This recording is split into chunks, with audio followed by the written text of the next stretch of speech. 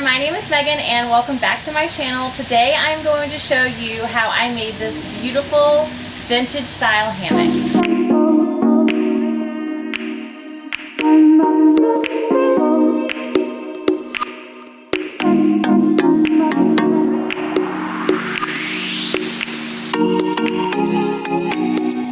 Addition of this hammock, I feel like my outdoor space is finally complete. I made an outdoor couch earlier this year. If you haven't watched the video on that, please check that out. I'll link it below. And this really just brings everything together. There's lots of cozy spaces to hang out here and just enjoy the weather. It makes me really look forward to fall this year now, like even just laying in it with a blanket and just enjoying the crisp fall air. I think we're gonna get a lot of use out of it. If you're new here, thanks for stopping in. Make sure you subscribe and that you hit the notification bell so that each and every time I upload a new video, you're notified. So this hammock took a really long time. It probably took longer than it should have, but it was all in all pretty simple. I found some vintage instructions in an old book that belonged to a family member of mine, and I couldn't help but want to make this hammock. It's gorgeous. I love the fringe that hangs off of the back. It's just very unique. You can't buy anything like this in the store that I've seen. So, and it's even more rewarding that I made it. So if it's something that you're looking to make, then definitely keep watching. And if you just want to see how I made it, then check this out. I ordered my rope from the Knot and Rope Supply Company, and I used about 80% of this spool. I found these rings at Home Depot. Dowel rods cut down to 36 inches in length, 2 at 1 inch diameter and 2 at 3/4 of an inch diameter.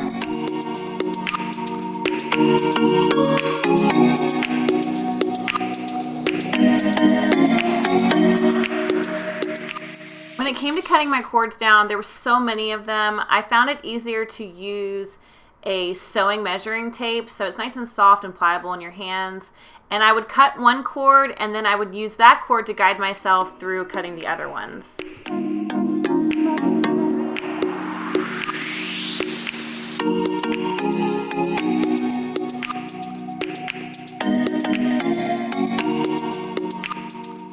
Starting with one of the rings and using a lark's head knot, I attached 3 of the 144-inch cords, 6 of the 126-inch cords, and then 3 again of the 144-inch cords.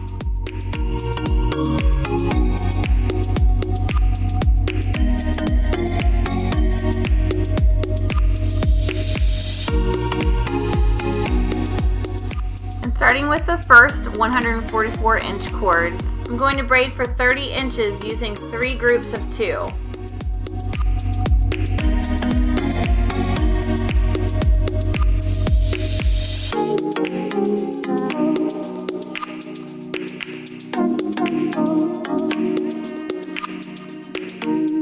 And at the end, I use a square knot to secure the braid using 2 tie cords on the outside.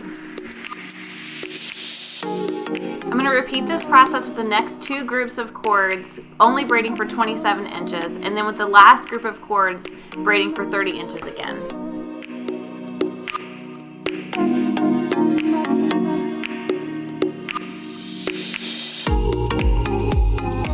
Using a 1-inch thick dowel rod, I'm going to start attaching these cords.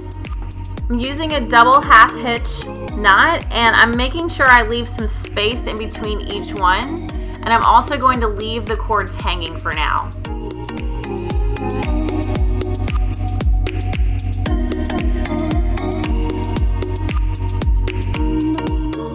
So now, working from left to right, I'm going to leave 12 inches hanging from each cord that I attach here. And I'm going to start using the really long cords, the 342-inch cords. And I'm going to double half hitch one of them on the far left end, and then I'm going to double half hitch one between each of the cords that I attached from the braids.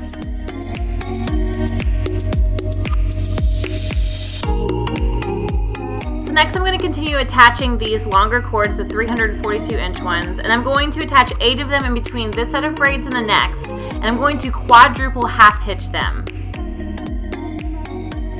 Just like with all the cords that I'm attaching to this rod, I'm going to make sure I'm leaving 12 inches hanging.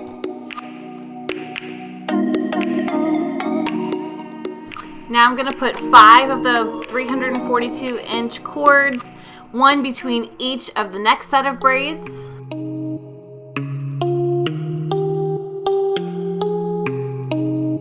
Quadruple half hitch 6 of the 342-inch long cords in between this set and the next set of braids. Then I'm going to take 5 more of those 342-inch cords and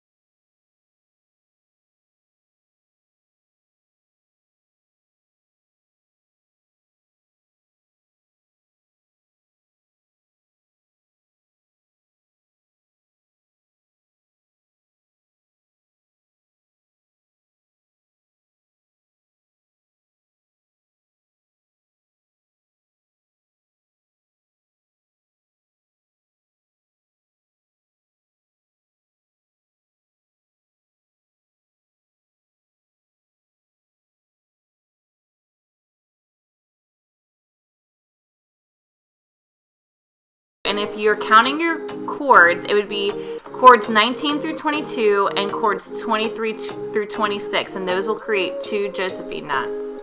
And you'll fill the rest of that row with square knots. You'll continue down using the 2 outside cords in the last 2 Josephine knots. You should be forming the diamond shape pattern now, and you can continue down for 9 more rows, and then you'll reverse back out to create the diamond. Make sure you're filling the inside of the diamond with square knots and the outside with square knots.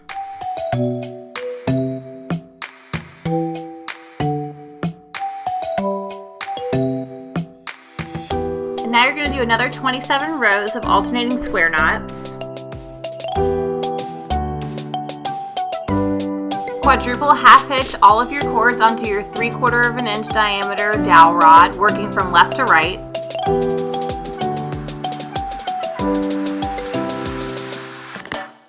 And then you're going to repeat the step we did earlier with the X pattern of square knots.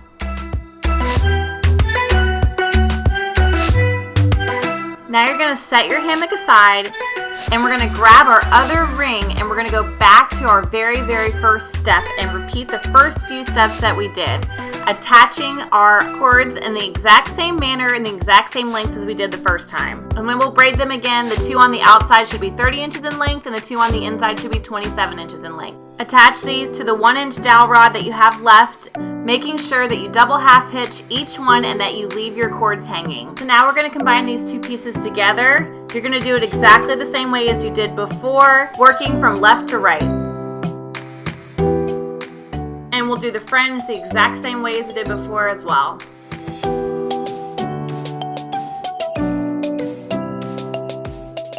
So now we're going to work with our cords that are 180 inches long. We're going to double half hitch 6 of them onto either side of the 3/4 inch dowel rod. To do this, you'll want to leave 12 inches of cord hanging. Separate your longer cords out from your 12-inch cords, and you're going to begin braiding. And you want to attach your braid to your hammock by looping it through between each row of square knots.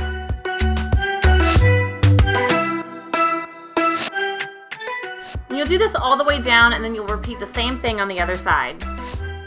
To attach your braid, you're going to double half hitch these to the bottom 3/4 dowel rod.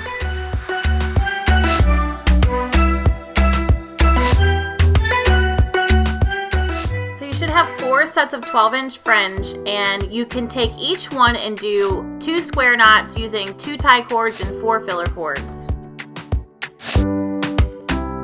And then with the last cords that we have, the 36-inch long ones, you can take each one and make a gathering knot under your square knots on your fringe.